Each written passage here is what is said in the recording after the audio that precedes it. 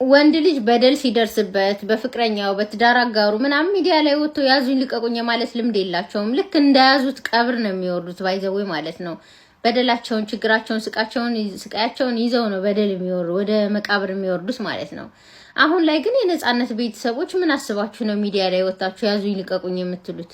በህይወት እያለ ህዝቡ እንዳያሳክመው ጸጥ ብላችሁ አፍናችሁ ነገሩን ከያዛችሁ በኋላ ልክ ከመሬት በታች ሲሆን ምንም ማድረግ በማይቻልበት ሰዓት ወጣችሁ እንደዚህ ያዙኝ ልቀቁኝ ምን ለማለት ነው? ወይስ ባለፈው ሲዋጣ ከነበረው ገንዘብ አናካፍልም ብለዋችሁ ነው?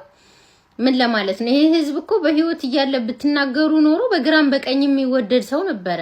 እስከመጨረሻው ይታከም ነበረ፣ ይሞከር ነበር። ግን በዛ ሁኔታ ሲያልፍ አይታችሁ ዝም ካላችሁ በኋላ ከሄደ ነገሩ ካለቀ ከተዘጋ በኋላ እንደገና አሁን መጣችሁ ምትረብሹት ምን ለማለት? የኔ ጥያቄ አይደለም የህዝቡ ነው። የህዝቡን ጥያቄ ይመጣ ታመመ ጊዜ በሚስጥር ነበር የተያዘውና አሁን ላይ ግን አንዳንድ ግጭቶች ሲፈጠሩ እንደዚህ ሚዲያ ላይ ይዞ መውጣቱ ይከብዳል። አግባብ ነው ብዬም አላስብም። ግን ከወጣ አይቀር ደግሞ የተሰጡት አስተያየቶች ያኔ ዝም ካሉ ደግሞ አሁንም ዝም ማለት ነው።